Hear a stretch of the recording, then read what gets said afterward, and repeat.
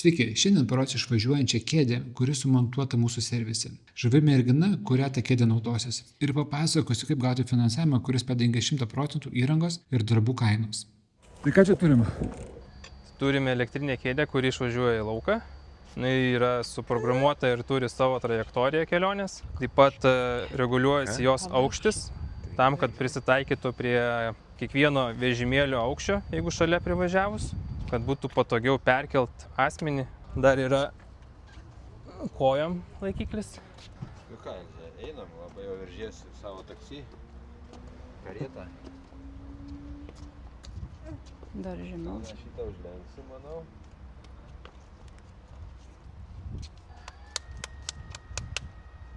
Šiek tiek pabandykit, kad atsiloštų ir galva biškį pakreiptų. Opa. Jo.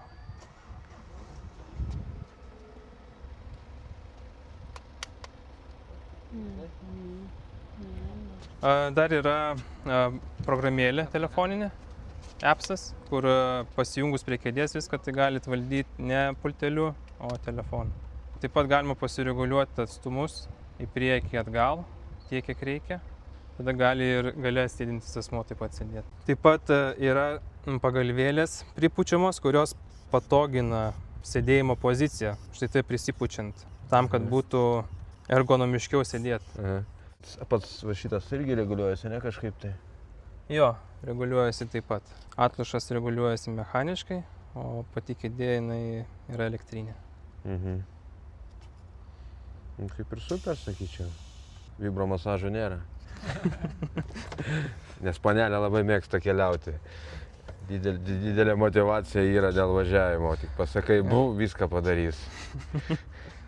Jo, pabandom gal uždėti kojas ant šito, gal būtų patogiau išvažiuoti į lauką tiesiog. Uždėsim, gerai? Gal. O, Elze. Tai su pakojais dar patogiau pasirodo. Pakojais taip patogiau, nereikia kelnoti. Jo. Čia jau maksimum nusileido, taip? Nu, pakankamai. Opa. Nu ką, super.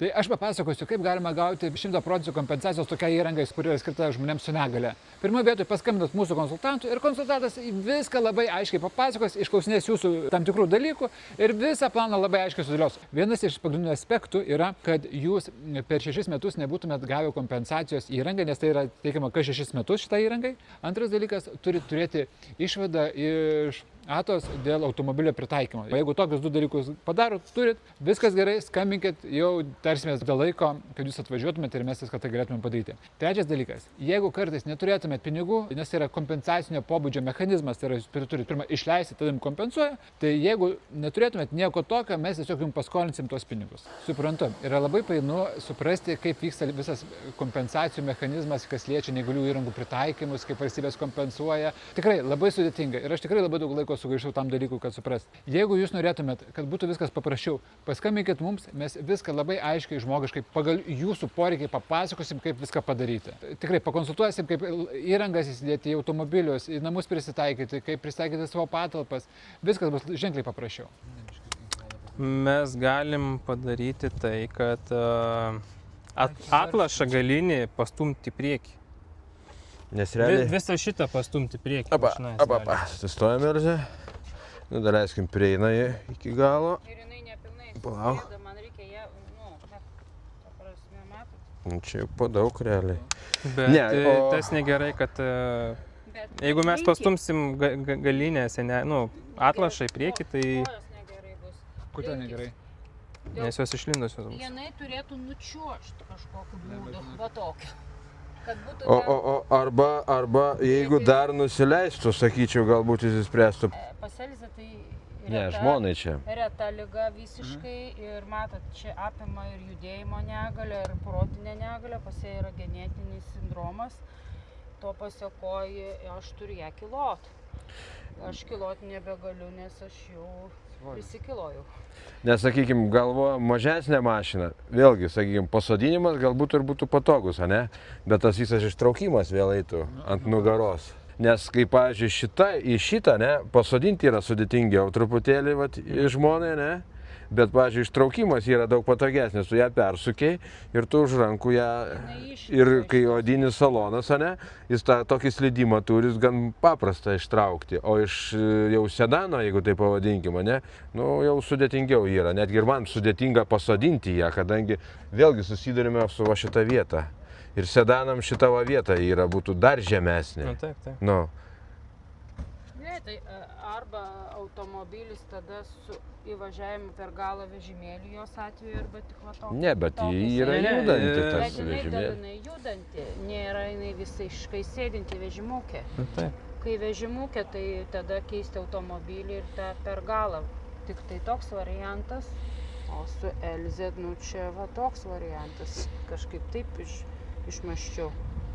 Tai aš manau, kad jūs tą mechanizmą jis yra labai ilga amžiaus, tai kai keisis mašiną galėsim išimti. Ir kėdę pasimkit, kad paskui galėtumėte dėti. Tai va, tokie dalykai išbandysim. O sakykit, kitas žmogus dar gali sėdėti toj kėdėj? Tai ir jūs galite, sėskit. Ar aš galiu? Galite. Kad, Nu, pavyzdžiui, iki 150 kg atlaiko.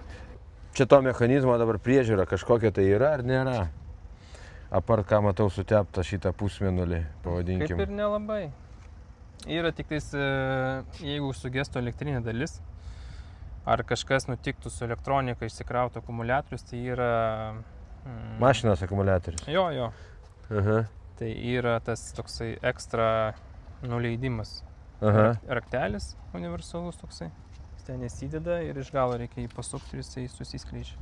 Išsiskleidžia arba susiskleidžia. Bet šis susijęs su Gal gali pademonstruoti, kuris čia dabar, kur čia, kaip čia kas. Jeigu taip, sakykime, dabar, ne, atsidarė mane ir mašina ras ir numirė kažkas tai su elektra. Nu, ir nei važiuoti, nei transportuoti, nei gabenti. Tai yra vadinamas tas avarinis nuleidimas arba suskildimas, jeigu kažkas nutiktų su jūsų elektros sistema, tai galima mechaniniu būdu arba išskleisti, arba suskleisti. Nu, tai užtruktų, aišku. Ai, čia taip ir trauktum. Jo, Nu, supratau. bet tas užtruktų.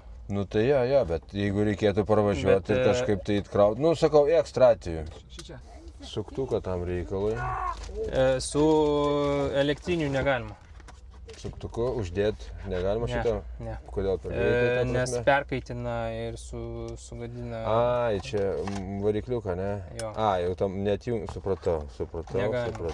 Griežtai. Mhm. Su elektriniu perkaitina ir iškart sudegina tos paskui. Čia yra sertifikatai, garantijos. Čia yra mygtukas. Jį reikės paspausti 3 kartus ir jis tada pradeda gaudyti signalą. Ai, čia prieš kiekvieną yra- kartą prieš naudojimą su programėlė. Reikia tą padaryti dalyką. Ar vienas Paspaudžia iki? 3 kartus, pradeda mirksėti žalia raudona. Supratom, aišku. O ten, sakykime, tą programėlę, ne? Pavadinimą įmesi, ten kažkokie tai kodai ar ką. Ten reikia tiesiog susirišti. Ir viskas. Dukros paprašysiu. Labiau sugeba. Jeigu ką, tai paskambinkit telefonu čia. man ir išspręs. Nes aš jau buvau su savo pasijungęs. Mhm. Šiaip prieš išvažiuojant, kad išvažiuotų, tai reikėtų atsekt saugos diržą. Ką, važiuojam laukan? Jo, tiesiog į dešinę spaukis ir jisai pagaus savo kelionę. pats. Brrr.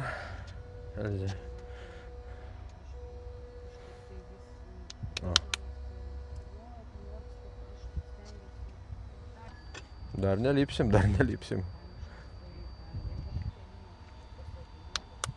Na va. Elzė. Išvažiavai. Kaip ir viskas aišku. Opa. Jūs ta prasme norit, kad kuo daugiau sužinotų. Aš norėčiau, kad kuo daugiau ten, kad galėčiau parodyti. Taip reikia daryti, nes vaiko būklė yra, kiekviena yra skirtinga iš tikrųjų ir reikėtų tikrai su specialistais pasikonsultuoti, kaip geriausia būtų tą automobilį pritaikyti. Aš pradžioje ir galvojau, kad tik tai vežimėlis ir per galą mano vaikas važiuos, bet kažkokiu mistiniu būdu pamačiau, šitą galimybę, nu, sakau, tikrai mano vaikui tiks ir aš tikrai žinau tėvų, kurie panašios negalės turi vaikų, tikrai dalinsiuos to įrašu ir norėčiau, kad jam būtų ta kasdienybė lengvesnė. Tai ką, gerų kelionių. Ačiū labai. Ačiū jums. Ačiū jums. Už operatyvumą lauksim filmą. Atsiųsim. Sakėt, vilties spindulėlius, ne? Jo. Ar Aš galėsiu atsiųsti. Būkit maloniai, atsiųskit tada. Ačiū Jums Ačiū labai ir labai. taip ilgai užtruko. Gerai, viso geriausio, sėkmės. Ką tik išlydėjo Melzė į naujas jos kelionės. Ir kodėl mums tai pavyko? Nes Lietuvos valstybė finansuoja beveik 9 000 eurų tokioms įrangoms. Tai mes truputėlį pasispaudę sugebėjome įtilpti šitą biudžetą. Dėl to šeimai realiai tai niekur nekainavo. Jeigu būtų įdomu sužinoti daugiau apie įvairiausius biudžetus, kaip galima pritaikyti kiekvienu atveju atskirai, tikrai paskambinkit. Va, telefonas bus čia arba gale, pabaigoje kažkur, tai tikrai paskambinkit, aš tikrai pakonsultuosiu jumis.